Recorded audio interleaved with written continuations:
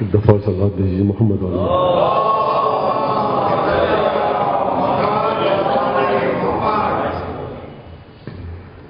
ٹھیک ہے مائک آواز آ رہی ہے نا.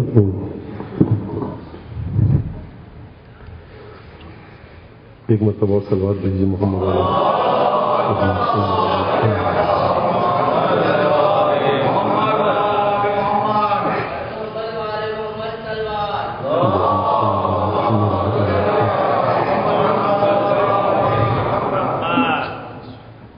أعوذ بالله من الشيطان الرجيم.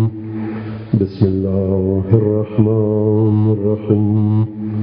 الحمد لله رب العالمين بارئ الخلائق أجمعين، والصلاة والسلام على أشرف الأنبياء والمرسلين حبيبنا وحبيب إله العالمين أبي القاسم المصطفى محمد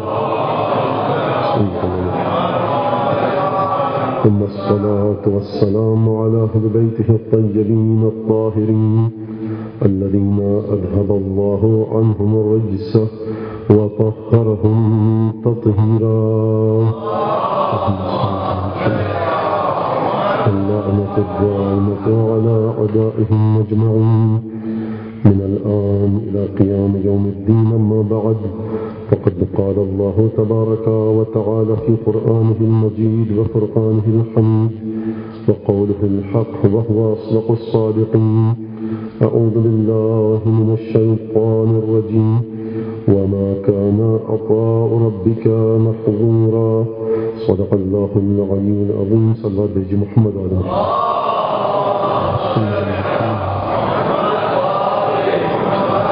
فیضان گرامی، عطاء الہی کے عنوان سے گفتگو کا سلسلہ چل رہا ہے. جو باتیں میں آپ تک منتقل کرنا چاہتا تھا، اپنی پوری کوشش کر رہا ہوں کہ وہ تمام باتیں آپ تک منتقل کر جاؤں، اور جس حد تک وہ باتیں منتقل ہوں اسے انسان منجمد نہ کر لے، بلکہ یہ مجالس ذریعہ ہیں، وسیلہ ہیں کہ انسان وہ عطایا الہی، وہ عطا الہی، وہ خدا کے تحفے جو انبیاء کو ملے، معیار وہی باقی ہے، زندہ ہے ازل سے ابد تک. اسی طرح سے وہ تمام عطایا آج کے انسان کو مل سکتے ہیں اگر انسان میں استعداد ہو. یہاں سے ایک سوال پیدا ہوتا ہے کہ پھر مولانا نے جب یہ بات کہی تو پھر اس کا مطلب ہے کہ کوئی آج پیغمبر بھی بن سکتا ہے، کوئی نبی بھی بن سکتا ہے. نہیں، دیکھیے یہ ایک الگ گفتگو ہے، اور میں ایک الگ بات کہنا چاہ رہا ہوں آپ سے کہ پروردگار کی بارگاہ میں تقرب انسان انہی وسیلوں سے حاصل کر سکتا ہے کہ جن وسیلوں سے انبیاء الہی نے تقرب حاصل کیا. نبوت آئے گی یا نہیں آئے گی، کوئی نبی ہو سکتا ہے یا نہیں، یہ مسلمانوں کا عقیدہ ہے مسلم تمام فرقوں کا کہ نبوت ختم ہو چکی ہے حضرت محمد مصطفیٰ صلی اللہ علیہ وسلم.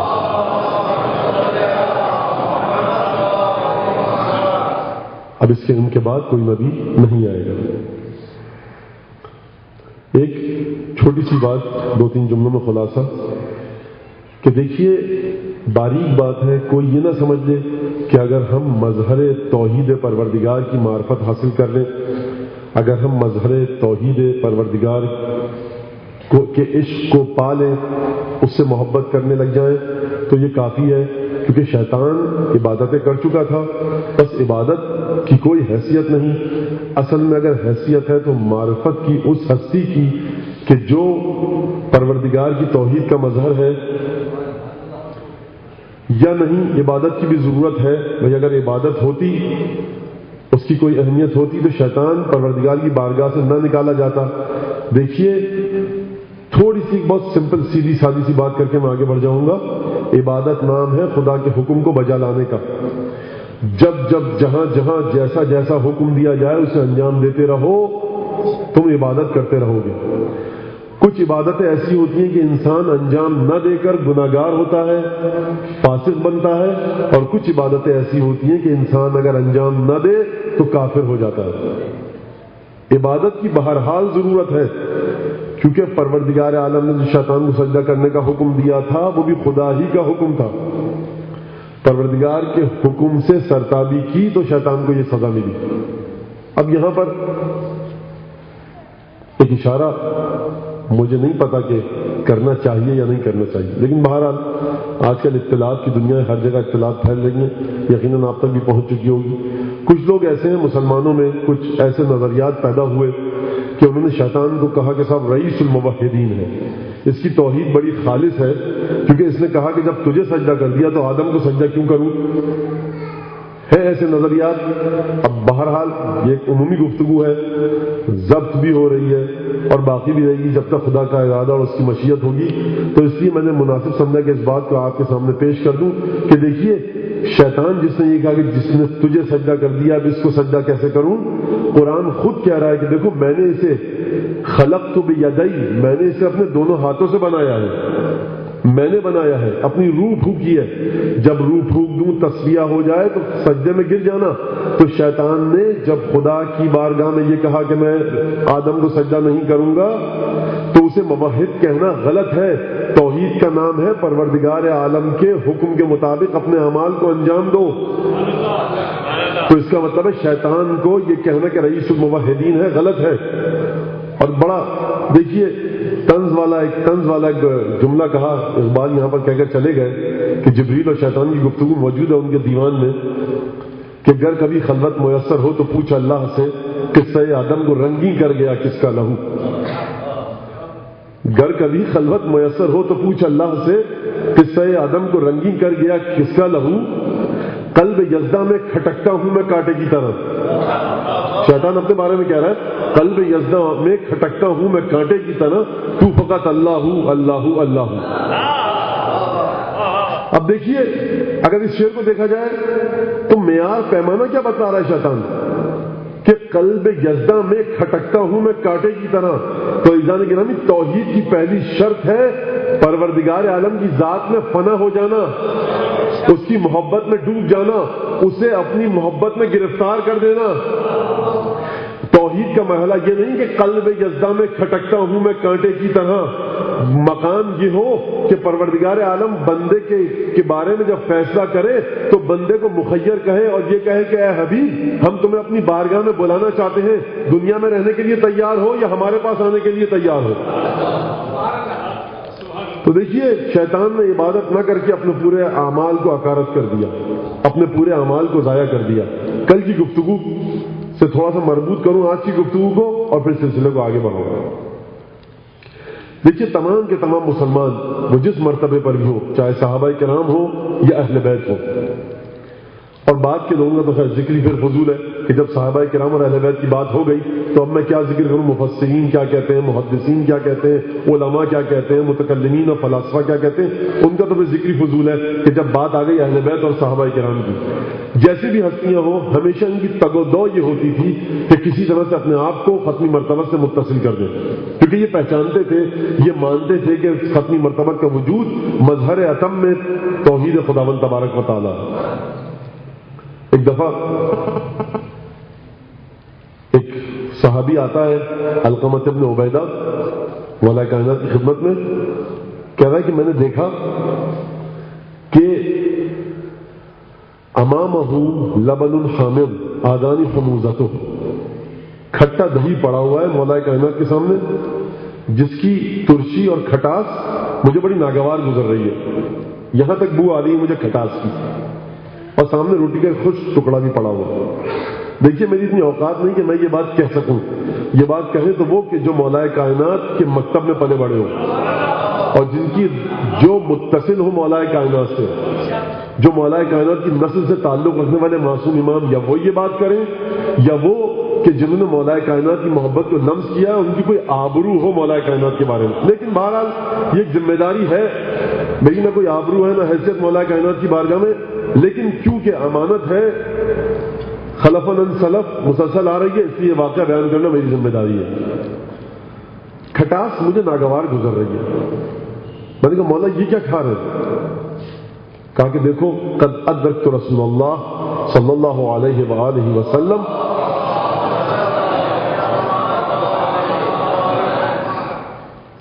یأکل ایبس من ھذا ویلبس اخشن من ھذا۔ دیکھو میں نے رسول اللہ کو اس حال میں درک کیا کہ رسول خدا کی غذا اس سے بھی زیادہ خشک روٹی کھاتے تھے رسول اللہ، اور میں جو میرے تن پر کپڑے ہیں اس سے بھی زیادہ بوسیدہ لباس پہنتے تھے رسول اللہ۔ ان انا لم آخذ بما اخذ به رسول اللہ خفت ان لا الحق به۔ یہ کون کہہ رہا ہے؟ مولا کائنات کے جملے۔ کون؟ علی بن ابی طالب۔ قرآن میں آیت نازل ہو چکی ہے، اس کے بارے میں نفس رسول ہے۔ کون؟ علی بن ابی طالب کہ جو شب ہجرت بستر کی رات پر سو چکا ہے۔ کون؟ علی بن ابی طالب کہ جسے یہ فخر حاصل ہے کہ جو کائنات میں کسی کو بھی یہ فخر حاصل نہیں۔ یہ وہ فخر ہے جو اب میں بتانے والا ہوں، یہ وہ فخر ہے جو جناب سیدہ اور مولا کائنات سے مختص ہے۔ ویسے تو بہت سے فخر ہیں، لیکن ایک فخر یہ ہے، ابھی کسی غرض کی وجہ سے بتلا رہا ہوں میں، ایک فخر ایسا ہے مولا کائنات کو حاصل ہے، آپ چاہے کچھ بھی کہیں، رسول خدا کی دختران تھیں، بیٹیاں تھیں، 4 تھیں، 3 تھیں، 5 تھیں، 1 تھی، مجھے اس تاریخی بحث میں نہیں جانا، لیکن جتنی بھی بیٹیاں ہوں، صرف اور صرف فخر صدیقہ کبریٰ کو حاصل ہے کہ رسول کا نام اگر زندہ رہا تو صدیقہ کبریٰ کی نسل سے بیٹی وہ ملی، اس کے شوہر قرار پائے کہ تمام کی تمام فضیلتیں ہیں، متصل ہے ان کی ذات رسول خدا کی ذات سے، لیکن اتنا دھڑکا ہے، اتنا اضطراب ہے علی بن ابی طالب کے قلب میں رسول خدا سے متصل ہونے کا کہ فرماتے ہیں رسول خدا نے اس سے بھی زیادہ سادہ اور موٹا جھوٹا کھانا کھایا اور ان کا ملبوس اس سے بھی زیادہ بوسیدہ اور خشن ہوتا تھا۔ میں ڈرتا ہوں کہ اگر میں رسول خدا کی انداز میں ظاہری زندگی نہ گزاروں تو ڈرتا ہوں کہ قیامت میں ان سے ملحق نہ کرے خدا مجھے۔ اسے کہتے ہیں اپنے آپ کو خداوند تبارک و تعالیٰ کے سامنے فروتن کرنا، عاجزی انکساری۔ جانتے ہیں کہ میری فضیلتیں کیا کیا ہیں، لیکن تقاضۂ عبودیت امیر المومنین یہ ہے کہ بندگی کے کسی مقام پر ابھی پیچھے نہ ہٹے۔ یہ وہی مسئلہ ہے کہ پروردگار عالم کی بارگاہ میں اب اتنی ترقی کرتا ہے، اتنی ترقی کرتا ہے کہ پروردگار اس کے ہاتھ بن جاتا ہے، اس کی آنکھیں بن جاتا ہے، اس کا چہرہ بن جاتا ہے۔ اب یہ ایک الگ گفتگو میں اس طرف نہیں جانا چاہتا۔ بہرحال دیکھیے مسلسل اب یہ بات ضروری ہے کہنا کہ ایسے میں سارے مختلف موبائل کمپنیز کے صاحب فلاں نعت آپ ڈاؤن لوڈ کرا لیجیے، یا اپنی وہ جو گھنٹی جب بجتی ہے تو سامنے والے کو، رنگ کرنے والے کو سنائی دے گی، یہ سب مسائل بہت اچھی بات ہے۔ عشق رسول ہی مبدا اور مصدر حیات مسلم ہے۔ عشق رسول ہی کی بنیاد پر ہمیں قرآن سمجھ میں آئے گا، رسولی کی ذات وہ ہے کہ جو رحمت للعالمین ہے۔ لیکن مؤدبانہ ملتمسانہ التجا ہے میری کہ دیکھیے محرم کے ایام میں بالکل نعت ہونی چاہیے، لیکن حضور اس ہستی کا ذکر بھی ان نعتوں میں ہونا چاہیے۔ اگر آپ 4-5 نوحے موبائل کمپنیاں لگا دیں گی تو ان کا کچھ ضائع نہیں جائے گا سیدہ کو پرسہ دینے کی خاطر، کیونکہ جس رسول کے نام کی نعتیں آج پڑھی جا رہی ہیں، اس رسول کا ذکر اسی حسین کی وجہ سے زندہ ہے کہ جس نے اپنی گردن کٹائی۔ هل جزاء الاحسان الا الاحسان ان لم يستقم دین محمد بقتل فیا سیوف خذینی۔ اگر میرے نانا محمد مصطفیٰ کا دین مجھے قتل کیے بغیر پابرجا برقرار نہیں ہو سکتا تو آؤ اے تلواروں میرے ٹکڑے ٹکڑے کر ڈالو۔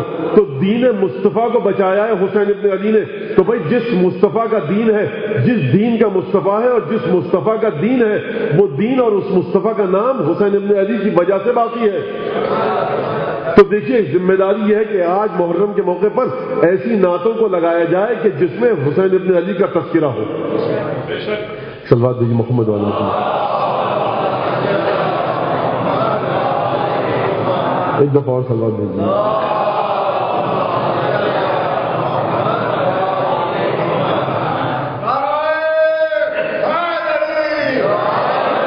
اب بھی گو دھوپ کی شدت سے بھنتی ہے زمین، اب بھی گو دھوپ کی شدت سے بھنتی ہے زمین۔ دیکھیے دھوپ کی شدت سے زمین اب بھی بھن رہی ہے۔ سوزن خاک شراروں کی ردا، ابھی تک مٹی جو ہے، مٹی کی سوئی، اب یہ شعر مشکل ہے اس لیے تشریح کرنے دیجیے مجھے، 5 منٹ میں تشریح کر کے آگے بڑھ جاؤں گا۔ سوزن خاک یعنی خاک کی جو سوئی ہے وہ اب بھی جو ردا بن رہی ہے، وہ ردا اس وقت تک انگاروں کی ردا بن رہی ہے۔ اس وقت تک زمین جل رہی ہے، دھوپ سے سلگ رہی ہے، دھوپ سے بھن رہی ہے، دھوپ سے ابھی تک ردا جو بن رہی ہے، زمین انگاروں کی ردا بن رہی ہے۔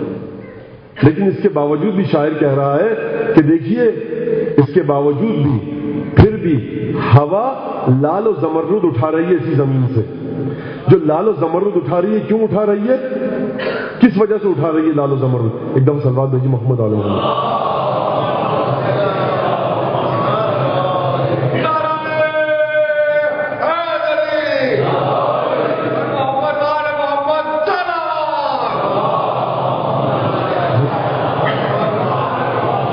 وہ اس وجہ سے اٹھا رہی کہ زندگی سیرت شبیر پہ سر دھنتی ہے، زندگی سیرت شبیر پہ سر دھنتی ہے۔ لب پہ جب نام حسین ابن علی آتا ہے، لب پہ جب نام حسین ابن علی آتا ہے، لب پہ جب نام حسین ابن علی آتا ہے، جب ہونٹوں پر انسان کے حسین کا نام آتا ہے، رنگ غازہ تاریخ نکھر جاتا ہے۔ جو تاریخ کے چہرے پر غازہ لگا ہوا ہے وہ نکھر جاتا ہے۔ بھائی جوش نے رسول کا نام کیوں نہیں لیا؟ سوال ہے اب میرا، کیا جوش رسول کو نہیں مانتے؟ مانتے ہیں۔ یہ وہی جوش ہے جو رسول کے بارے میں کہہ رہے ہیں کہ گرد بیٹھی کفر کی، اٹھی رسالت کی نگاہ، گر گئے طاقوں سے بت، خم ہو گئی پشتے گناہ۔ یہ وہی جوش ہے جو رسول کے بارے میں یہ کہہ رہے ہیں۔ لیکن جب حسین ابن علی کا نام آتا ہے تو یہ کہہ دیتے ہیں کہ لب پہ جب نام حسین ابن علی آتا ہے، غازہ تاریخ کے غازے کا رنگ، اب یہ بچے میں ہی تو بڑے عجیب نظر سے دیکھیں، غازہ یعنی وہ آرائش کا سامان کہ جو رخسار پر خواتین لگائیں، غازہ تاریخ کے چہرے کا غازہ نکھر جاتا ہے، یعنی اسلامی تاریخ و تمدن۔ بہت سے نادان لوگ یہ کہتے ہیں صاحب غرناطہ کی مسجد، دمشق کی جامع بنی امیہ کی جامع مسجد، بھائی اگر اسلام کے تاریخ و تمدن کو بے جان عمارتوں کے کھنڈر میں تلاش کرنا ہے تو یہ تاریخ اسلام کا تمدن نہیں ہے۔ اگر یہ تمدن ہوتا اسلامی تاریخ کا تو خدا یہ نہ کہتا اس ہزاروں سال پرانی عمارت کے بارے میں کہ دیکھو ان اول بیت وضع للناس للذی ببکۃ مبارکہ، پہلا گھر جو زمین پہ خدا کا مبارک ہے۔ اگر تاریخ اسلامی کے تمدن کو دیکھنا ہے کہ جس نے مدینہ سازی سکھائی، جس نے تہذیب اسلامی سکھائی، تو پروردگار کہہ رہا ہے دیکھو وَإِذْ يَرْفَعُ إِبْرَاهِيمُ الْقَوَاعِدَ مِنَ الْبَيْتِ وَإِسْمَاعِيلُ، ہماری تہذیب، ہماری تاریخ کا تمدن اگر ہے تو وہ خانہ کعبہ جیسی عمارت سے ہے، خانہ کعبہ جیسی عمارت سے ہے۔ بھائی اب لاکھ کوئی کتنے ہی بڑے مرتبے کا مفکر ہوا کرے، کوئی لاکھ کتنے بڑے مرتبے کا فلسفی اور منطق داں ہو، اگر وہ اسلام کی تہذیب و تمدن کو بنو امیہ اور بنو عباس کی بنائی ہوئی بلند و بالا عمارتوں میں ڈھونڈے تو اسے اپنی عقل کا علاج کرنا چاہیے۔ تہذیب و تمدن کبھی عمارتوں سے نہیں بنتی، انسانی کردار تہذیب و تمدن کی تشکیل دیتا ہے۔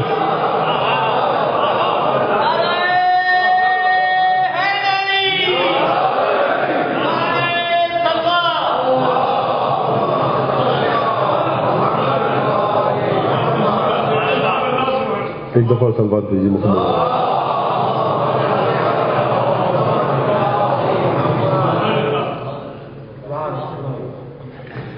دیکھیے اگر سب سے زیادہ ذمہ داری کا احساس کس کو ہے؟ علی ابن ابی طالب کو۔ خفت ان لا الحق بہ، مجھے ڈر ہے کہ میں محمد مصطفیٰ سے متصل نہ ہوں، ملحق نہ ہوں، مجھے ملحق ہونا ہے محمد مصطفیٰ سے۔ علی ابن ابی طالب نے عمارتیں نہیں بنائی، اگرچہ ضروری ہے عمارتیں بنانا، لیکن تہذیب و تمدن کو عمارتوں میں مت ڈھونڈیے، جا کر نہج البلاغہ کے اوراق میں ڈھونڈیے۔ کس انداز سے خطبہ دیا، یہ کہا کہ دیکھو مسلسل سنتے ہیں، اشارہ کر کے آگے بڑھ جاؤں گا میں کہ دیکھیے کس انداز سے فرمایا مولا کائنات نے، اس انداز سے فرمایا کہ دیکھو الا وان لكل امام مأموما یستضی من نور علم و یقتدی بہ، ہر شخص کا ایک امام ہوا کرتا ہے جس کے نور علم سے وہ قصد نور کرتا ہے، اس کے علم سے وہ کے ذریعے اس کی اقتدا کرتا ہے۔ الا وان امامکم قد اکتفى من دنیاکم بتمریہ ومن طعمہ بقرصیہ، دیکھو خیال رکھنا تمہارا امام 2 سوکھی روٹیوں اور 2 کھجوروں پر گزارا کر رہا ہے۔ الا وانکم لا تقدرون علی ذلک، دیکھو خیال رکھنا تم اس کی طاقت نہیں رکھتے۔ یہ اسلامی تہذیب سکھائی جا رہی ہے کہ امام ایسا ہو جس کی پیروی کرو، لیکن دیکھو کرنا چاہو گے لیکن اس امام کا کردار اتنا بلند ہو کہ وہ امام خود یہ کہے الا وانکم لا تقدرون علی ذلک، تم علی کے مرتبے تک نہیں پہنچ سکتے۔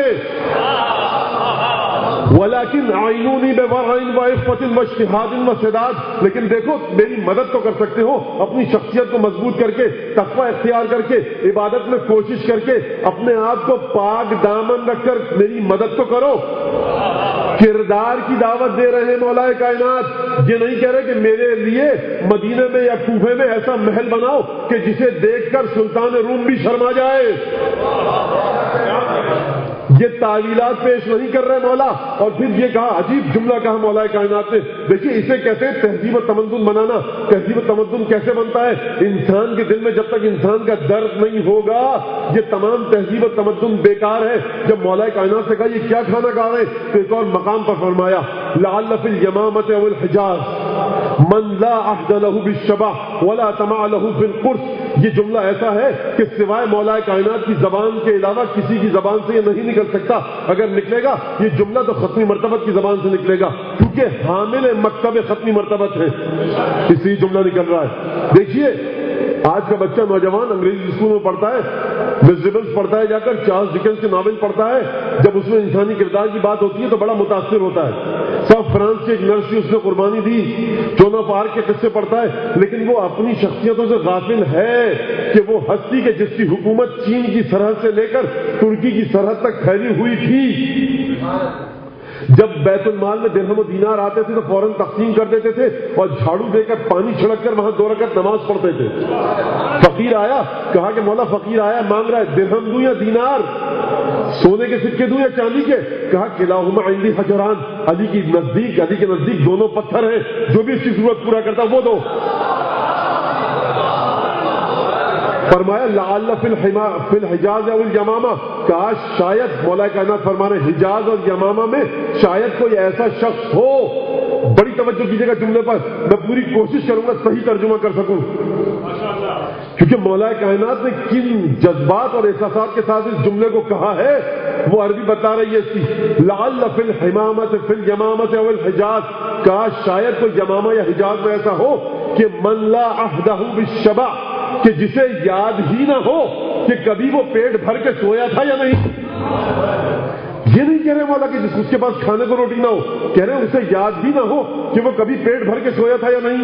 ولا طمع له فی القرص، اور اس کا فقر ایسا ہو، مفلس اتنا ہو کہ اس کے دل میں یہ خواہش بھی جنم نہ لے پائے کہ میں ایک روٹی خرید سکوں. یہ ہے مولا کائنات. تو میں درخواست کروں گا اپنے تمام سننے والوں سے، وہ جس فرقے سے بھی تعلق رکھتے ہوں، کیونکہ بات ہے رسول کی سنت کی، بات ہے رسول کی آبرو اور حیثیت کی، بات ہے ختمی مرتبت کے تقدس کی. اس لیے میں تمام فرقے کے لوگوں کو مخاطب کر کے کہوں گا، اور نہ صرف تمام فرقے کے لوگوں کو بلکہ غیر مذہب، اگر ہندو میری آواز سن رہے ہیں، اگر عیسائی میری آواز سن رہے ہیں، اگر زرتشتی میری آواز سن رہے ہیں، مسلمانوں کے جس فرقے سے تعلق رکھنے والے لوگ میری آواز سن رہے ہیں، ان مسلمانوں کے ذریعے رسول کو مت پہچاننے کی کوشش کیجیے، بڑی مایوسی ہوگی.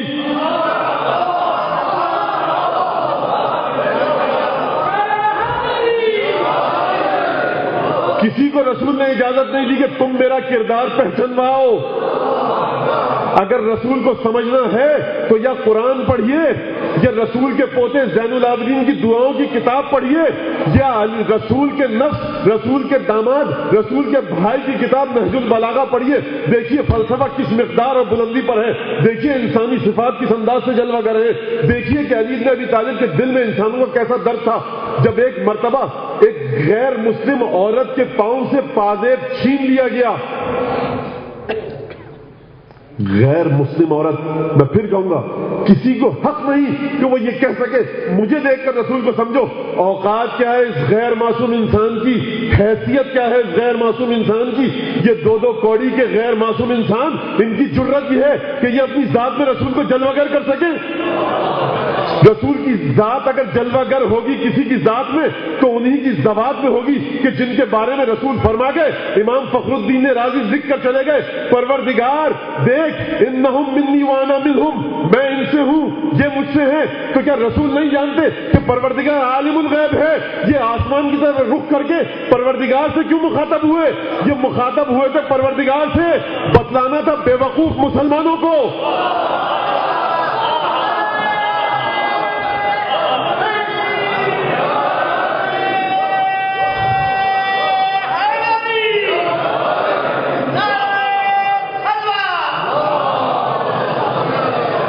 بھائی دیکھیے رسول، مولا کائنات، صدیقہ کبریٰ فاطمہ زہرا، حسن اور حسین، ان کی شخصیت کہیں سمجھ میں نہیں آ سکتی.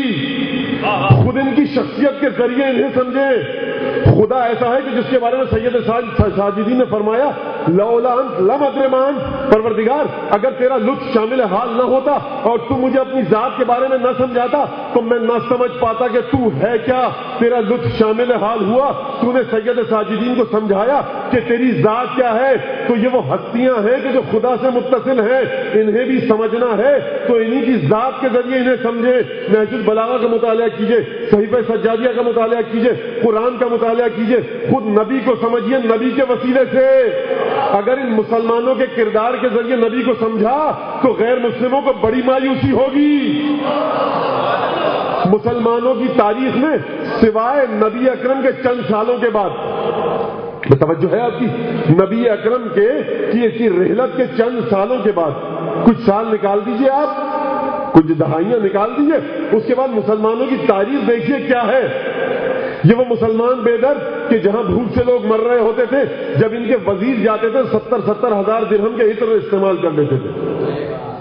بس دیکھیے مسلمانوں کو چاہیے، ہندوؤں کو، عیسائیوں کو، سکھوں کو، زرتشتیوں کو چاہیے، یہودیوں کو چاہیے کہ اگر وہ سمجھنا چاہیں ذات رسول اکرم یہ محمد تھے کون، تو جا کر پڑھیں نہج البلاغہ کو، جا کر پڑھیں قرآن کو، تلاوت کریں قرآن کی، سمجھیں آیات کیا کہہ رہی ہیں۔ جب علی بن ابی طالب یہ کہے کہ میں کھٹا دہی کھا رہے ہیں کہ راوی کہتا ہے کہ مجھے ناگوار گزر رہی تھی اس کی کھٹاس، تو دیکھیے اب یہاں پر بات ہو رہی تھی عطا الہی کی۔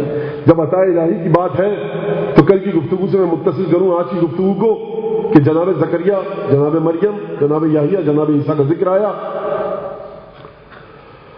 اور جب یہ ذکر آیا تو وہاں پر میں نے اس بات کو پیش کر دیا تھا کہ جناب زکریا نے پروردگار عالم سے دعا کی، ہنالک دعا زکریا، پروردگار سے وہاں دعا کی زکریا نے۔ اور پھر سورہ مریم کی میں نے یہ آیت پیش کی تھی آپ کے سامنے، اگر آپ کو یاد ہو، کاف ہا یا عین صاد ذکر رحمت ربک عبدہ زکریا، کل اس پر اشارہ کیا تھا۔ مجھے لگتا ایسا ہے کہ کما ہفتوں گفتگو نہیں کر سکا، اس لیے اگر کوئی صاحب یہ سمجھے کہ تکرار ہے تو برداشت کر لیں، اور جو صاحب یہ نہیں سمجھ لے کہ تکرار نہیں تو توجہ سے سن لیں۔ تو دیکھیے ذکر رحمت ربک عبدہ زکریا اذ نادى ربہ نداء خفیا، اور وہاں سورہ مریم اور سورہ آل عمران کے حوالے سے گفتگو ہو رہی ہے۔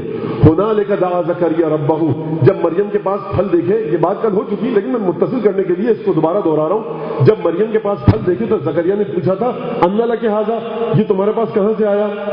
رزقاً، قرآن نکرہ لایا ہے، قرآن نے تعریف نہیں کی، سمجھایا نہیں کہ کس انداز کا رزق، رزقاً ایک انداز کا رزق دیکھا زکریا نے مریم کے پاس، تو کہا ان لک ھذا، کہاں سے آیا؟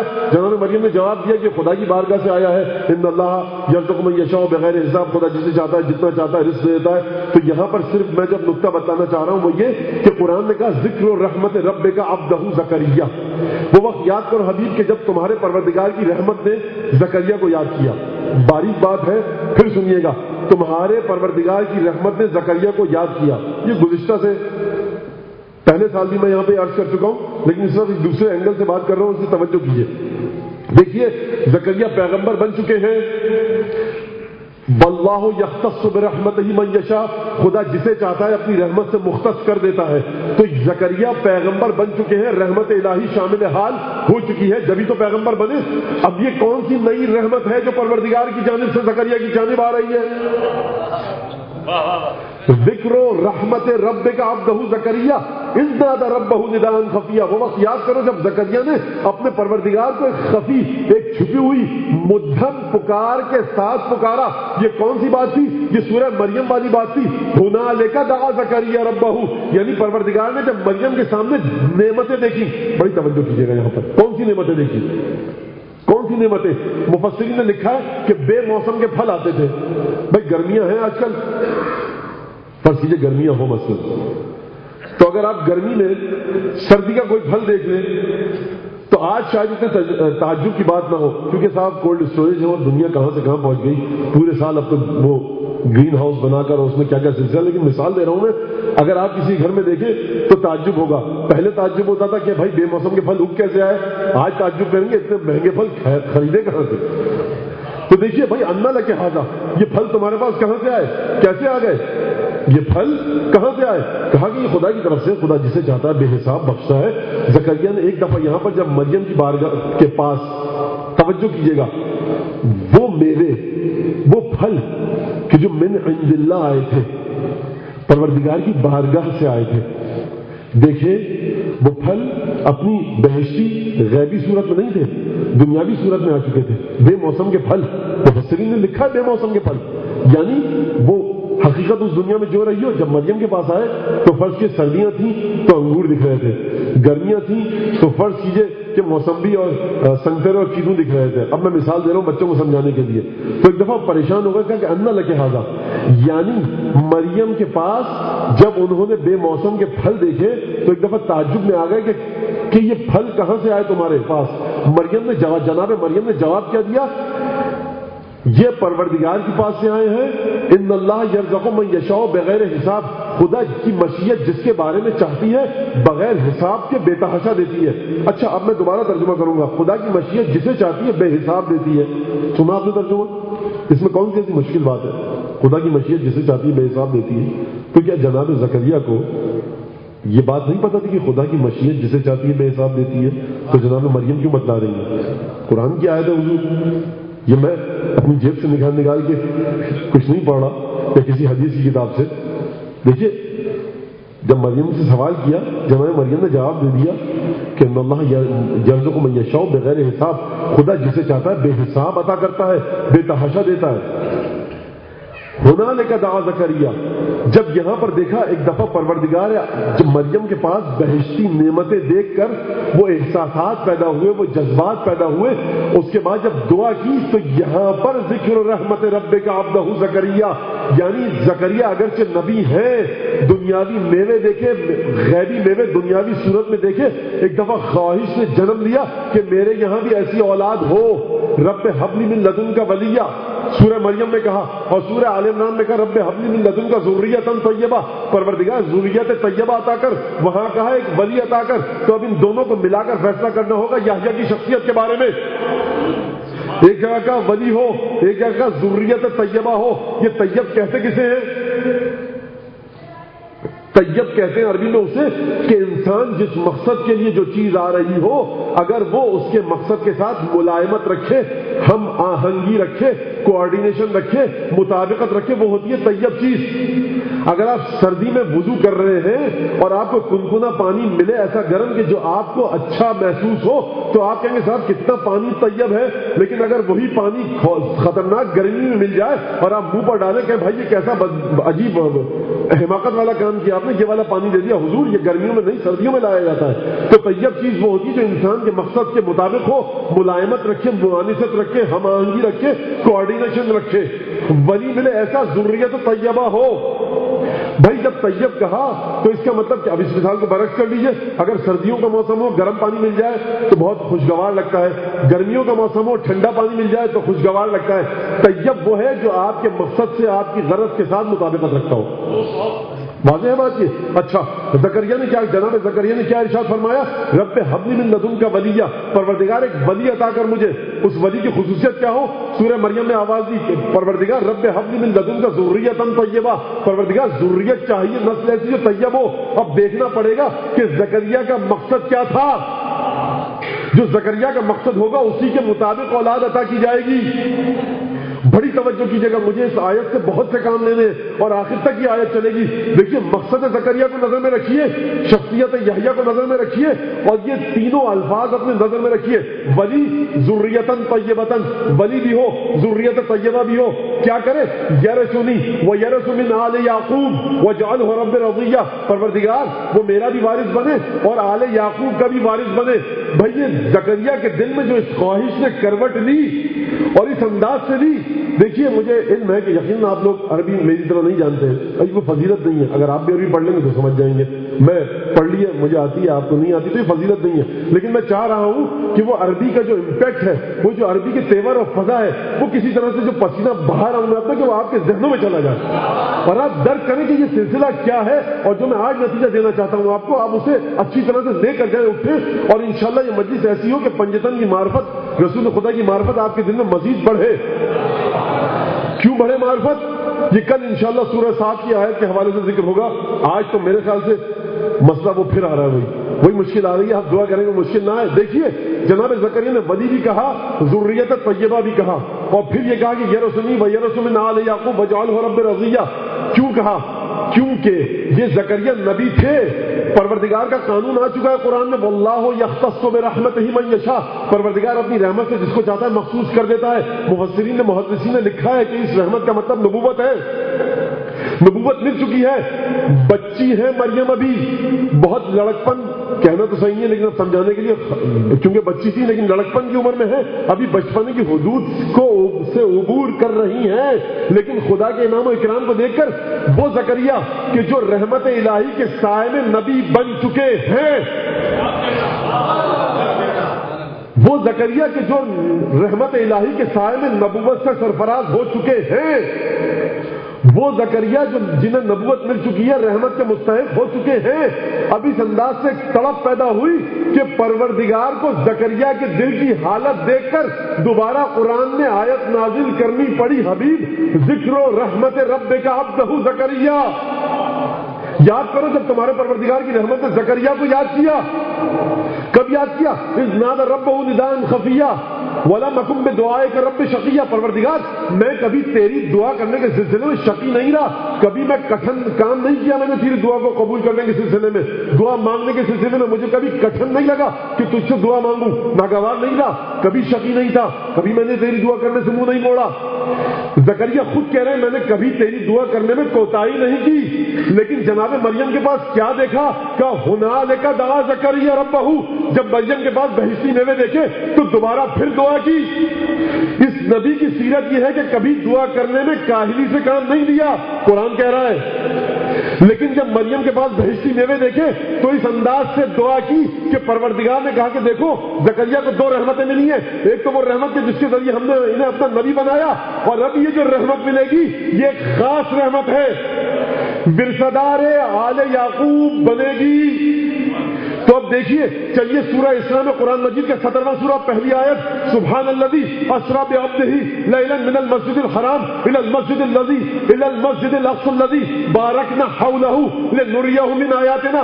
قرآن مجید میں عبد کا جو ضمیر, عبد کا جو لفظ اضافہ ہوا ہے ضمیر مفرد کی طرف دو پیغمبروں کے لیے ہوا ہے. قرآن مجید میں جو عبد کا لفظ ہے مضاف اور مضاف الیہ صرف دو پیغمبروں کے لیے ہوا ہے, ایک جناب زکریا کے لیے, ایک جناب ختمی مرتبہ صلی اللہ علیہ وآلہ وسلم کے لیے.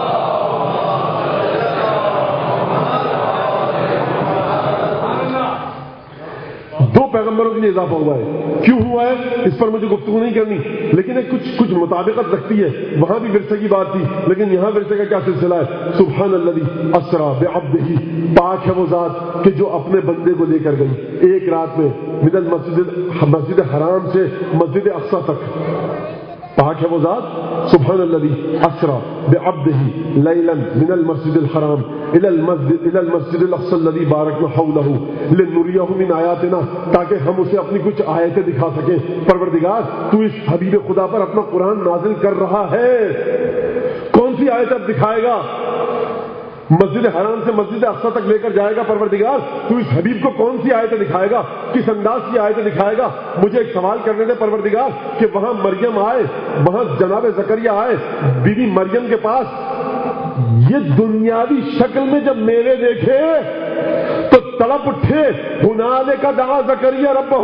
تو پروردگار تو مجھے ایک سوال کا جواب دے دے کہ جب تو اپنے حبیب خدا کو ایک رات میں لے کر گیا, آسمانوں کی سیر کروائی, تمام انبیاء سے ملاقات کروائی, وہاں تو نے یہ نہیں بتایا, یہاں یہ بتا دیا مریم کے بارے میں کہ رزقاً, ایک رزق تھا. انا لکی ھذا, یہ کہاں سے آیا؟ مفسرین نے لکھا بے موسم کے پھل. بھائی لمیٹیشن آ گئی نا, ایک حدود آ گئی, قیود آ گئی کہ دنیاوی رزق کو دیکھا زکریا تڑپ اٹھے. تو مجھے نہیں پتا کہ محمد مصطفیٰ کے قلب پر کون سی تڑپ تاری ہوئی ہوگی کہ جب وہ عالم غیب میں گئے ہوں گے.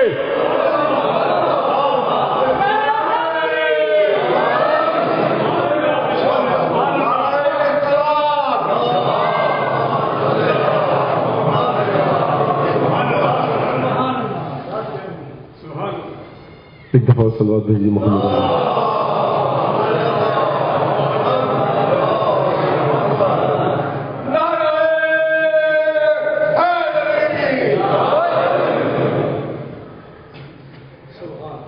دیکھیے افلا یتدبرون القرآن ام علی قلوب اقفالها، یہ لوگ قرآن میں تدبر کیوں نہیں کرتے؟ کیا دلوں پر تالے پڑے ہوئے ہیں؟ تو قرآن میں تدبر کیجیے. میں اپنی طرف سے کوئی بات نہیں کر رہا، آیت پڑھ رہا ہوں، ترجمہ پیش کر رہا ہوں کہ بھئی زکریا نے دیکھے میوے جب جناب مریم کے پاس تو ان کے ذہن میں یہ سوال آیا، اور ہنالک رحمت پروردگار نے پھر آئی جناب زکریا کی طرف. یہ بڑی توجہ کیجیے گا. اب سوال یہ ہے کہ جب جناب ختمی مرتبہ جو رحمت للعالمین ہے، کائنات ان کی رحمت کے صدقے میں پل رہی ہے، جب وہ وہاں گئے تو انہیں کوئی تحفہ ملا یا نہیں ملا؟ وہاں دنیا میں زکریا نے نعمتیں دیکھی، تڑپ گئے. ہنالک دعا زکریا ربہ، بھائی کیوں ملی؟ سورہ انبیاء میں آئی ہے 58ویں آیت، آیت نشان 90. عجیب انداز سے پروردگار کہہ رہا ہے وہ زکریا اذ نادى ربہ. میرے حبیب یاد کرو. اچھا سورہ انبیاء میں مختلف انبیاء کا ذکر ہے اور بڑے خوبصورت انداز سے پروردگار نے ذکر کیا ہے. وہ زکریا اذ نادى ربہ قال رب لا تذرنی فردا وانت خیر الوارثین. پروردگار مجھے تنہا مت چھوڑیو، مجھے نسل چاہیے. لیکن عبودیت کا تقاضا یہ ہے، ادب کا تقاضا یہ ہے کہ زکریا کیا خدا سے تمہارا اتصال نہیں ہے؟ پروردگار اتصال تو ہے، اسی لیے کہا وانت خیر الوارثین، بہترین وارث تو ہے، لیکن مجھے اکیلا مت چھوڑ. دیکھیے یہ نہیں کہا کہ وارث چاہیے، تو بہترین وارث نہیں ہے. جب بھی انبیاء دعا مانگ رہے ہیں خدا کی وحدانیت، خدا کی توحید ان کے سامنے ہے. یہ نہیں کہا کہ مجھے ایسا وارث چاہیے تیرے مقابلے میں. پروردگار بہترین وارث تو ہے، لیکن دنیا میں بھی مجھے نسل چاہیے. رب لا تذرنی فردا وانت خیر الوارثین فاستجبنا له ووهبنا له یحیی. ہم نے زکریا کی دعا کی اجابت کی، ہم نے زکریا کی دعا کو قبول کیا. ووهبنا له یحیی، ہم نے اسے یحییٰ کا تحفہ دیا، ہبہ کیا. کیوں کیا؟ اس لیے واصلحنا له زوجہ، ہم نے اس کی زوجہ کی بھی اصلاح کی. نیک زوجہ تھی، جسمانی لحاظ سے بھی روحانی لحاظ سے بھی. اصلحنا له، ہم نے زکریا کی زوجہ کی بھی اصلاح کی، ایک نیک کردار دیا، جسمانی اور ایمانی اور روحانی لحاظ سے انہیں صحیح سالم رکھا تاکہ نسل کے تسلسل میں آگے بڑھا سکے. ہم نے زکریا کی بھی اصلاح کی، ہم نے دونوں کی اصلاح اس انداز سے کی کہ ان کے ذریعے ان کے وارث کا وجود آ سکے. جب یہاں پر آ گئے تو پروردگار نے ایک معیار دیا. دیکھو انہم کانوا یسارعون فی الخیرات ویدعوننا رغبا ورہبا وکانوا لنا خاشعین. دیکھیں معیار دے رہا ہے پروردگار عالم کہ دیکھو یہ جو تھے زکریا اور اس کی بیوی دونوں مسلسل ہمیں پکارتے رہتے تھے، نیک کاموں میں بڑھ چڑھ کر حصہ لیتے تھے. وَكَانُوا يُسَارِعُونَ فِي الْخَيْرَاتِ، نہایت سرعت کے ساتھ نیک کاموں میں بڑھ چڑھ کے حصہ لیتے تھے، اور یہ مسلسل ہمیں پکارتے رہتے تھے. رغباً ورہبا، خوف کی حالت میں بھی پکارتے تھے، اور جب خوف کے بجائے خوشی کی حالت ہوتی تھی تب بھی ہمیں پکارتے تھے. رغباً ورہبا. اور اس کے بعد وَكَانُوا لَنَا خَاشِعِينَ، یہ ہماری بارگاہ میں خشوع رکھتے تھے، خوف الہی رکھتے تھے. معیار یہ تھا. جب یہ مل گیا، اب دوبارہ سوال دہراتا ہوں کہ جب گئے معراج پر جناب ختمی مرتبہ تو کیا ملا، کیا عطا ہوئی؟ سوال ہے جب خود خدا یہ کہے کہ اس لیے ہم لے کر گئے لِنُرِيَهُ مِنْ آیاتنا، تاکہ ہم اپنے بندے حبیب خدا کو محمد مصطفیٰ کو اپنی آیات صلوات بھیجیے محمد علیہ وسلم.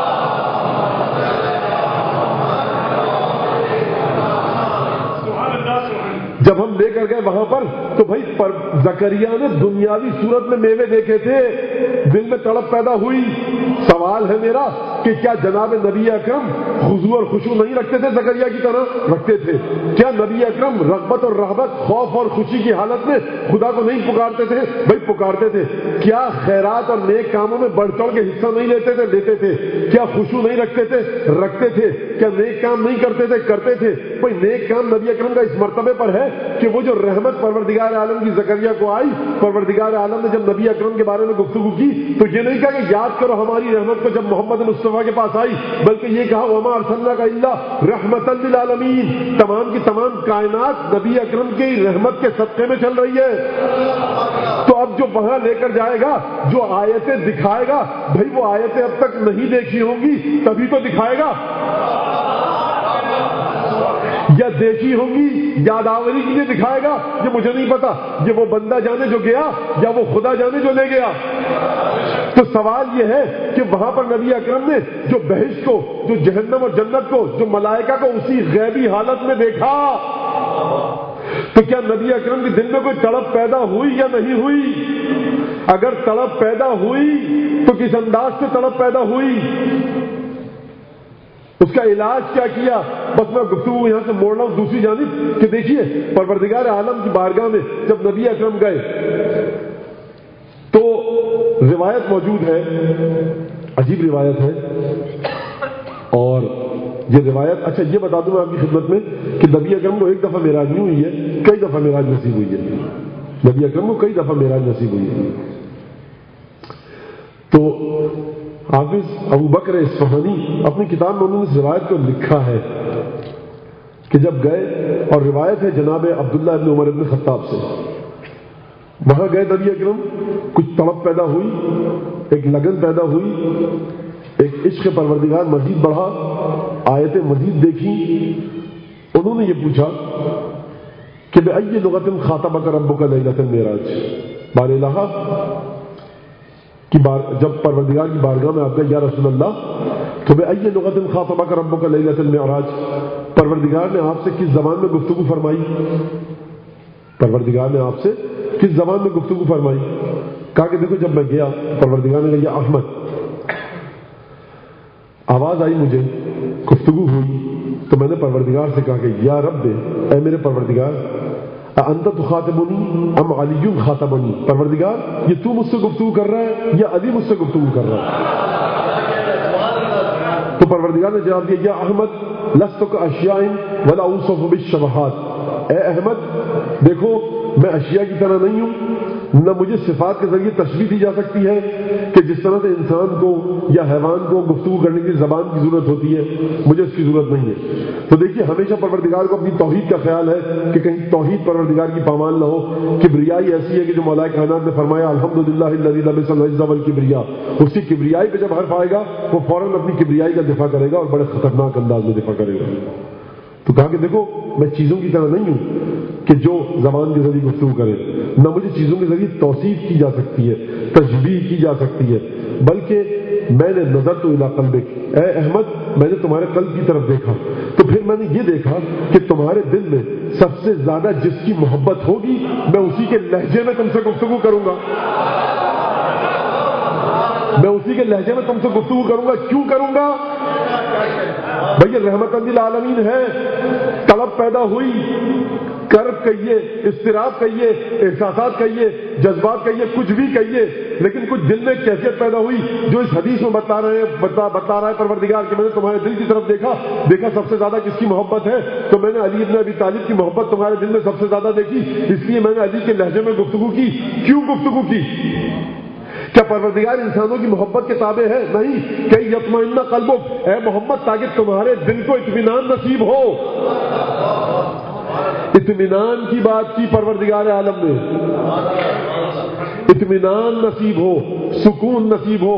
محمد مصطفیٰ خاتم الانبیاء کو ذکر علی کے ذریعے صلی اللہ علیہ وسلم۔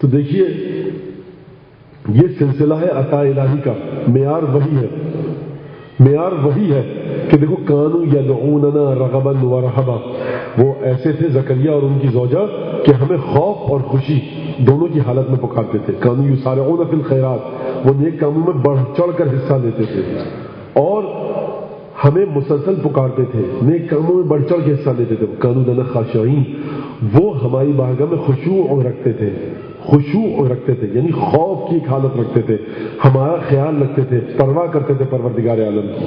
تو دیکھیے بڑی توجہ کیجیے گا، بہت توجہ کیجیے گا۔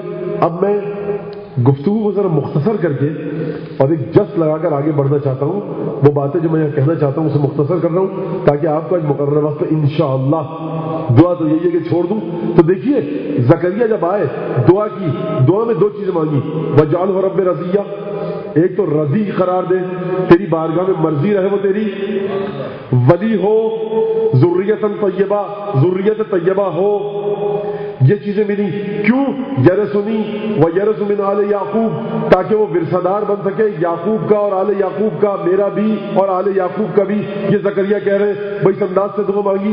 تو دیکھیے اب سوال یہاں پر یہ پیدا ہوتا ہے، سوال پیش کر رہا ہوں آپ کے سامنے، سوال پیدا یہ ہوتا ہے کہ کیا محمد مصطفیٰ کو ایسا کوئی وارث ملا یا نہیں؟ محمد مصطفیٰ نے جب وہ نعمتیں عالم غیب میں جا کر دیکھی تو کیا انہوں نے وہاں اس سلسلے میں کوئی دعا مانگی یا نہیں؟ محمد مصطفیٰ کے بارے میں پروردگار نے کیا کہا؟ بھائی زکریا کے بارے میں کہا فاستجبنا لہو، ہم نے زکریا کی دعا کو قبول کیا، ووہبنا لہو یحییٰ، ہم نے یحییٰ کی صورت میں ایک بچہ، ایک فرزند عطا کیا زکریا کو۔ تو سوال میرا یہ ہے کہ جب زکریا یہ کہے کہ یرثنی و یرث من آل یعقوب، جو میرا بھی ورثہ دار ہو اور جو آل یعقوب کا بھی ورثہ دار ہو، کیوں ہو بھائی؟ ورثہ دار اس لیے بنے کہ کمال مطابقت ہو، اور ورثہ دار وہ بنتا ہے جو ورثے کی حفاظت کر سکے۔ تو بھائی دیکھیے کیا محمد مصطفیٰ کے پاس پروردگار کی جانب سے کوئی ورثہ ہے یا نہیں؟ کیا محمد مصطفیٰ یہ چاہتے ہیں کہ کوئی اس ورثے کی حفاظت کرے یا نہیں؟ اگر محمد مصطفیٰ کو ورثہ ملا تو کس صورت میں ملا؟ پروردگار نے بیان کیا تو کیسے کیا؟ یہ سوال ہے، انشاءاللہ اس پر کل گفتگو ہوگی، آج نہیں ہو سکتی، آج گفتگو نہیں ہو سکتی آج، کیونکہ میں یہ چاہ رہا ہوں کہ آپ مقررہ وقت سے پہلے پہلے چلے جائیں، اور بہت دیر ہو چکی ہے، 2-3 شبوں سے یہی ہو رہا ہے، اس لیے مجھے بھی تکلیف ہوتی ہے، اور میں یہاں تک صرف سوال یہ آپ کے سامنے پیش کر رہا ہوں کہ دیکھیے زکریا معیار وہی ہے، پیمانہ وہی ہے کہ زکریا نے اس انداز سے جب دیکھا تو ایک دفعہ تڑپ پیدا ہوئی، دنیاوی صورت میں تڑپ پیدا ہوئی۔ جب محمد مصطفیٰ وہاں گئے تو کیا کوئی تڑپ پیدا ہوئی؟ اور محمد مصطفیٰ کو عطا ملی پروردگار کی جانب سے، تو کیسی عطا ملی؟ کون سی عطا ملی؟ کس صورت میں ملی؟ اور محمد مصطفیٰ صلی اللہ علیہ وآلہ وسلم کا ورثہ تھا؟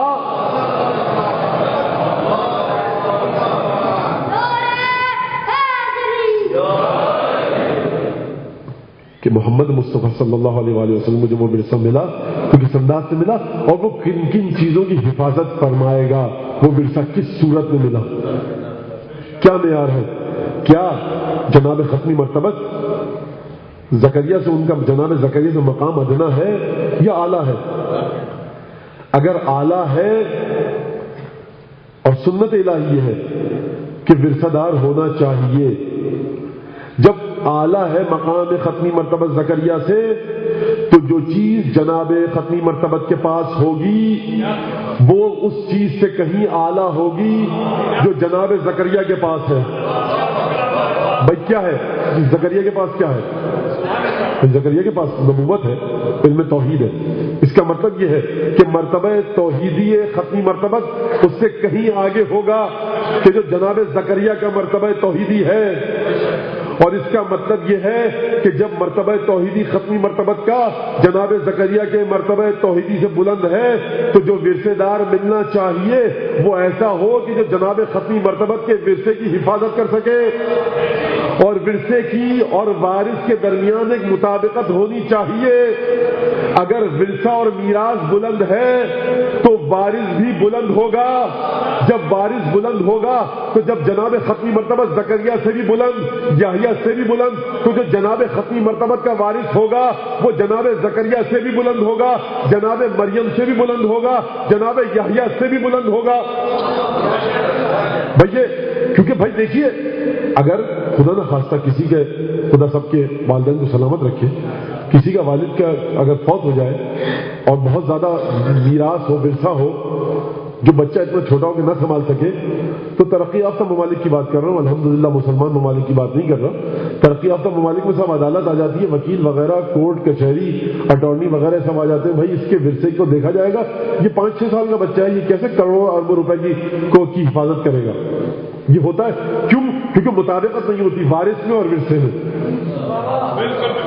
لیکن خدا جب کسی کو وارث بناتا ہے، وہ خدا کے جو جناب یحییٰ کے بارے میں کہے کہ ہم نے جب یحییٰ عطا کیا زکریا کو، وہ آتیناہ الحکم صبیہ، ہم نے بچپنے میں ہی وارث بنا دیا، ہم نے بچپنے میں ہی دے دیا۔ تو اس سے ایک اور بات سمجھ میں آئی کہ جو ورثہ دار علم مصطفوی ہوگا، جو نبی اکرم کی میراث کی حفاظت کرے گا زمانہ آگے چلتا جائے گا. اگر کبھی نبی اکرم کے ورثہ داروں میں وارثین میں کبھی کوئی بچہ نظر نہ آئے تو خبردار یہ خدا کی سنت پہلے طے ہو چکی ہے کہ ہم صلاحیت دیکھتے ہیں، سن و سال نہیں دیکھتے. وَآتَيْنَاهُ الْحُكْمَ صَبِيًّا، ہم نے بچپنے میں ہی حکم کی طاقت دی، فیصلہ کرنے کی طاقت دی. جب عیسیٰ کو گہوارے میں نبوت مل گئی تو ہم نے یحییٰ کو بھی گہوارے کے اندر بچپنے میں ہی ہم نے حکومت دے دی، نبوت سے سرفراز فرما دیا. تو اب یہ سوالات میں نے آپ کے سامنے پیش کیے، ان جوابات کو ذہن میں رکھ کر کل پھر آئیے گا تاکہ مزید گفتگو ہو سکے. کہ دیکھیے 3 چیزیں ہیں، وارث، مورث اور میراث. وارث کون ہے؟ بیٹا. مورث کون ہے؟ باپ. میراث کیا ہے؟ ورثہ کیا ہے؟ وہ جو چیز منتقل ہوگی. وہ منتقل ہوگی تو کیا ہوگی؟ کس مرتبے پر ہوگی؟ اور اس مرتبے کے مطابقت کے ساتھ ساتھ جیسا ورثہ ہوگا، جتنا خطیر، جتنا اہم ورثہ ہوگا، اسی حساب سے وارث کی اہمیت بھی اتنی ہی ہونی چاہیے اور اسی مرتبے پر ہونی چاہیے. جو مورث اپنی چیز منتقل کرے گا اس کا مطلب یہ ہے کہ بالکل مساوی ہونی چاہیے. بس اب آپ یہاں تک بات آ گئی تو سنتے جائیے. ایک بات آیا، ایک شخص چھٹے امام کی خدمت میں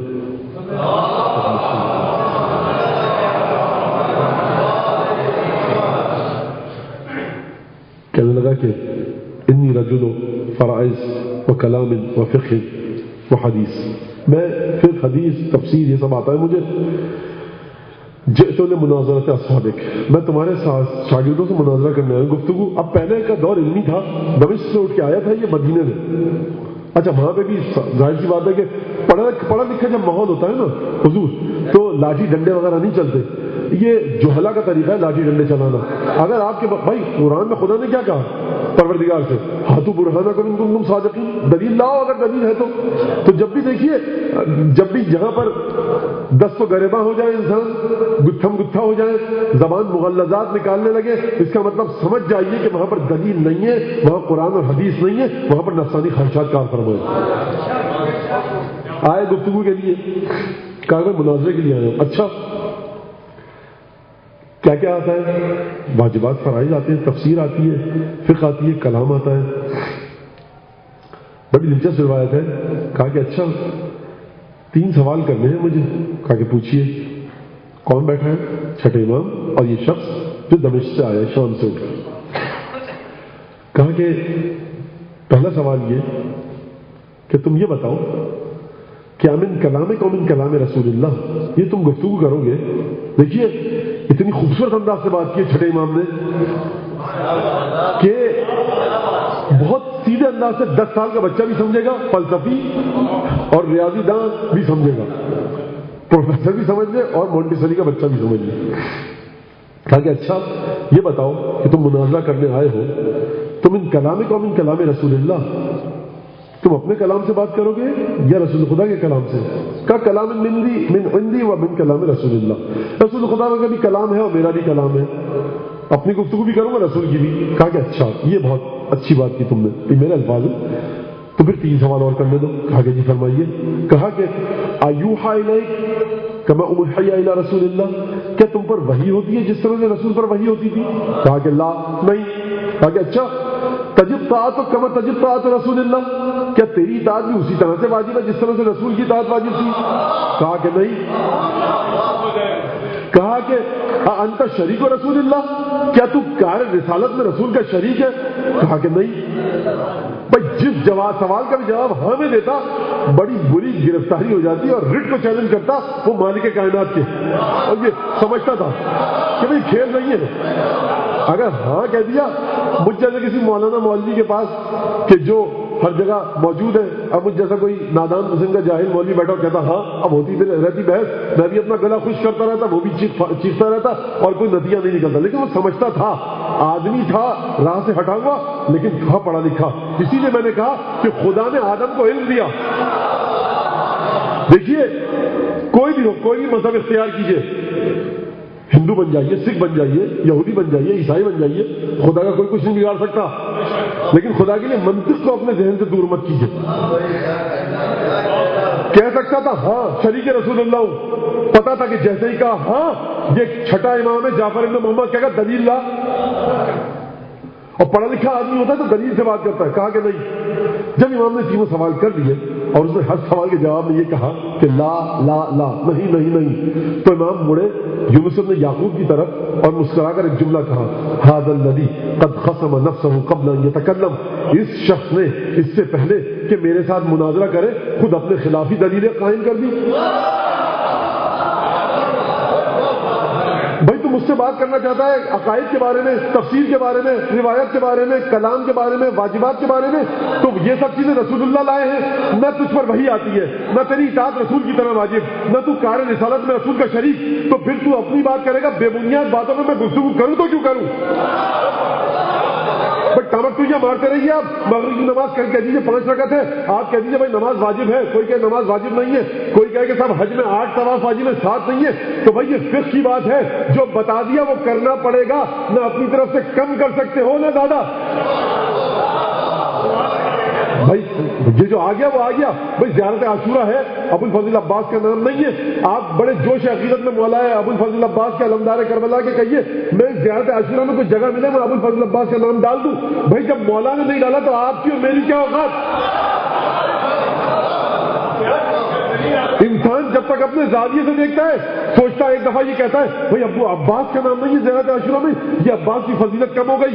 بھائی تم عباس کو پہچانتے ہی نہیں تو فضیلت کو کیسے پہچانو گے؟ بھائی حبیب کو اپنے حرم میں جگہ دی، عباس کا حرم الگ بنوایا، کیوں؟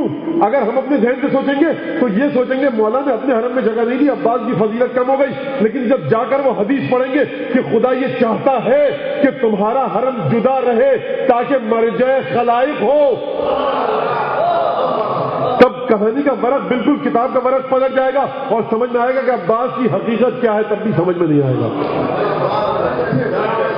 کہ بھائی دیکھو جب تم ھذا الذی قد خصم نفسہ قبل ان یتکلم، یہ وہ ہے کہ جس نے اس سے پہلے کہ مجھ سے گفتگو کرتا خود اپنے خلاف دلیل قائم کر دی۔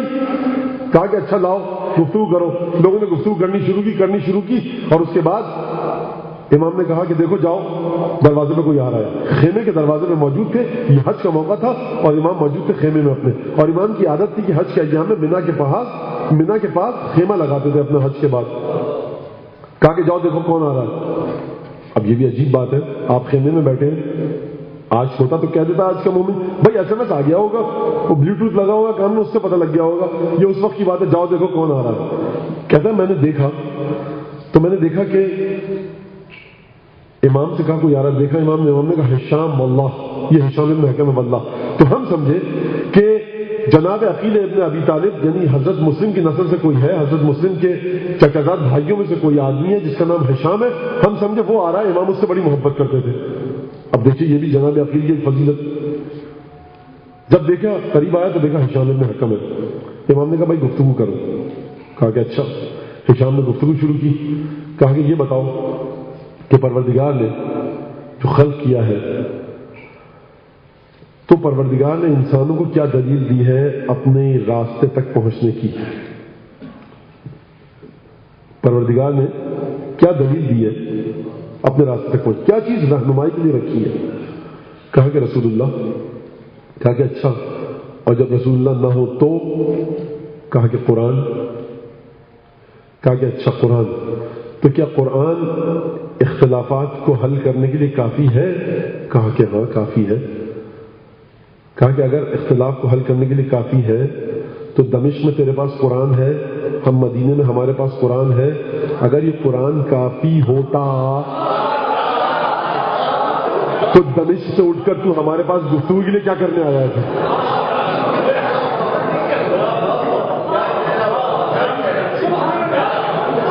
چھوٹا سا سوال ہے، جواب دے دے کوئی، جواب آج تک کتابوں میں موجود ہے، سوال جواب دے دے کوئی اٹھ کے کہ قرآن کافی، اگر قرآن کافی ہے تو دمشق سے مدینہ تک کرنے، مکے تک کرنے آیا کیا ہے یہ مینا کے پاس خیمے میں؟ تو وہیں رہتا تو ہم یہیں رہتے، اختلاف حل ہو جاتے۔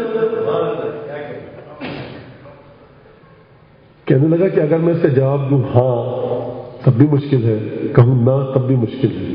کہا کہ اچھا تم بتاؤ پھر کہ جواب کیا ہے. دیکھیے پڑھا لکھا آدمی تھا. میں معترف ہوں اس شخص کی علمیت کا معترف ہوں میں آج 1400 سال کے بعد. کہا کہ تم بتاؤ پھر کیا جواب ہے. کہا کہ دیکھو رسول اللہ تھے, رسول اللہ کے بعد یہ شخص ہے جو تمہارے درمیان بیٹھا ہے, جعفر ابن محمد. کہا کہ تم کیا بات کرو, یہ ہے اختلاف کے حل کرنے کے لیے. کہا کہ ہاں. کہا کیا دلیل ہے. کہا یہ زمین اور آسمان سب کے راستے جانتا ہے. کہا یہ کیا بات کر دی. کہا کہ پوچھو. کہا کہ اچھا بتلائیے کچھ. تو امام نے مسکراتے ہوئے فرمایا کیا بتلاؤں, تیرے سفر کی رودات سنا دوں کہ دمشق سے یہاں تک کیسے آیا ہے. کہا کہ بتائیے. امام نے گفتگو شروع کی. تو دمشق سے نکلا, یہاں آیا, ایسے آئے, سفر میں یہ واقعات رونما ہوئے. جب اسے سن لیا سر جھکایا اور ایک جملہ کہا, اشہد ان لا الہ الا اللہ واشہد ان محمدا عبدہ ورسولہ واشہد انک وصی رسول اللہ. میں گواہی دیتا ہوں کہ خدا ایک ہے, محمد اس کے رسول ہیں اور آپ ہیں وصی رسول اللہ کے.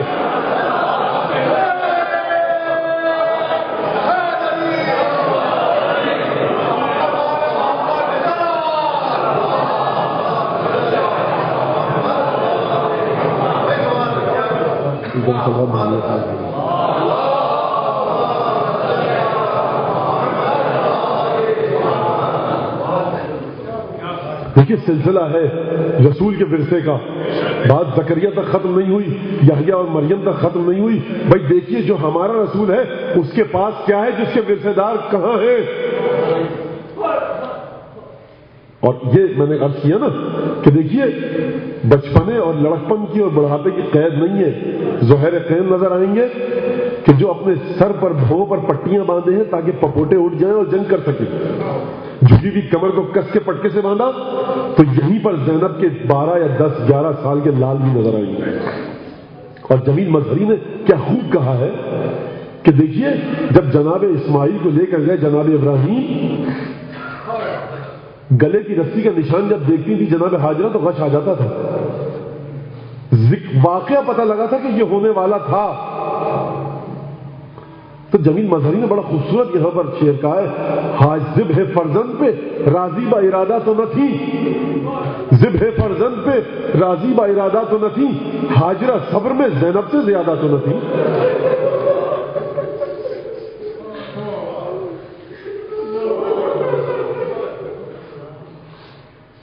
میدان میں اس طرح سے وہ شیر نر آئے, میدان میں اس طرح سے وہ شیر نر آئے, گویا کہ بہم جعفر و حیدر نظر آئے. غل پڑ گیا حضرت کی بہن کے پسر آئے, غل پڑ گیا حضرت کی بہن کے پسر آئے. افلاک سے بالائے زمین 2 قمر آئے. اللہ اکبر, یہ دشمن کے لشکر کا بیان کر رہے ہیں میرا نیس. افلاک سے بالائے زمین 2 قمر آئے, غل پڑ گیا حضرت کی بہن کے پسر آئے. میدان میں اس طرح سے 2 شیر نر آئے.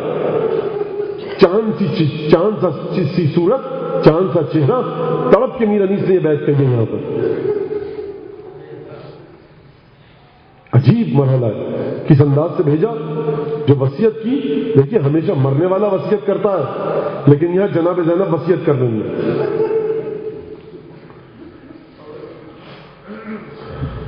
عجیب وصیت میر انیس نے بڑے خوبصورت انداز سے لکھی ہے کہ زمان حال اس جناب زینب ہے. کہنا کہ ملازم ہے ولی ابن ولی کے. میرے بچوں انو محمد, جب موت آ جائے نا ماموں کی نصرت میں شہید ہو جاؤ تو یہاں ماموں بھانجے کا رشتہ نہیں ہے. اب جناب زینب اپنا بچہ سمجھ ہی نہیں رہی ہیں. یہ نہیں کہہ رہی کہ کہنا کہ زینب کے بیٹے ہو, کہنا کہ ملازم ہے ولی ابن ولی کے. ہم آئے ہیں لشکر سے حسین ابن علی کے. بس ایک دفعہ میدان کی جانب بھیجا.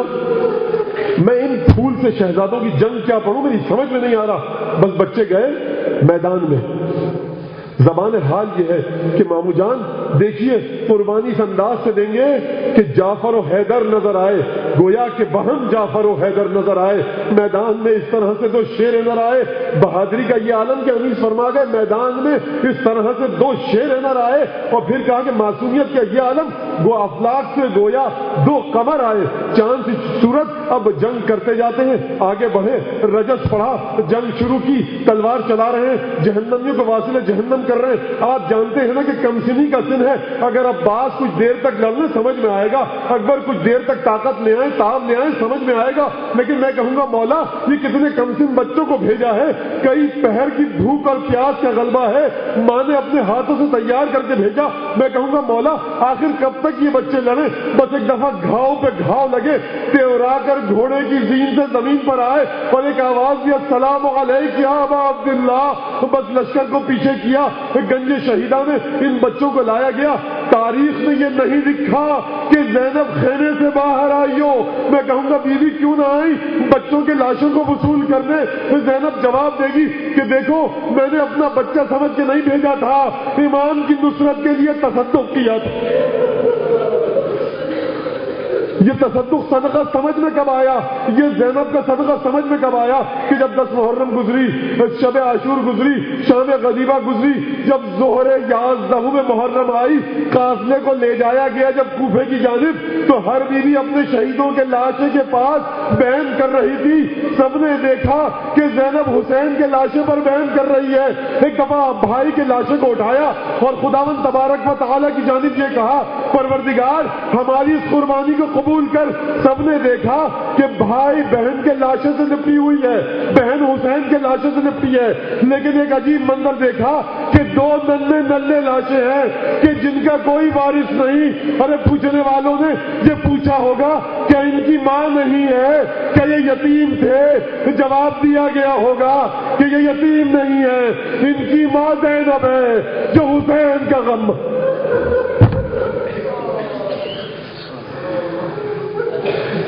لا نعمة الله على القوم الظالمين وسيعلمون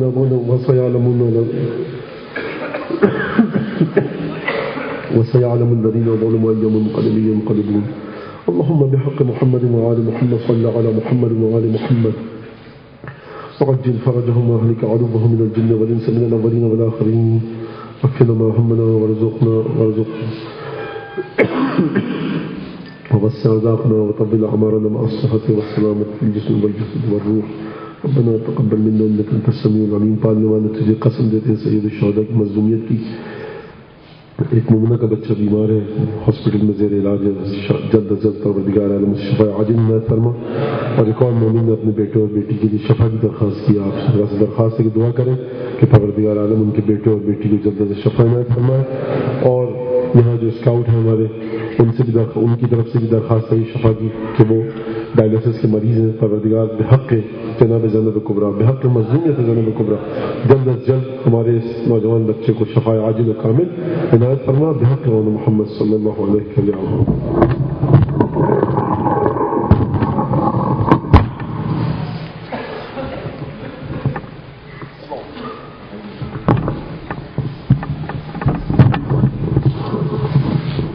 صلی اللہ علیہ یا ابا عبداللہ، السلام علیک یا ابن رسول اللہ،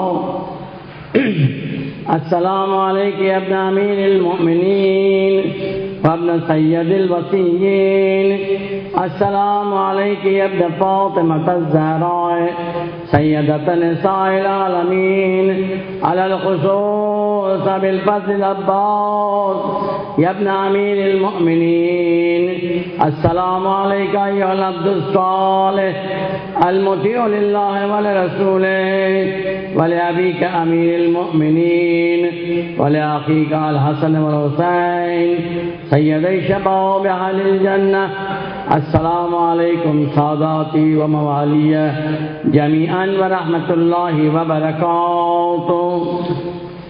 السلام علیکم یا غریب الغرباء، السلام علیکم یا معین الضعفاء والفقراء، السلطان عرب والعجم یا علی بن موسیٰ الرضا، راضی بالقدر والقضاء ورحمۃ اللہ وبرکاتہ۔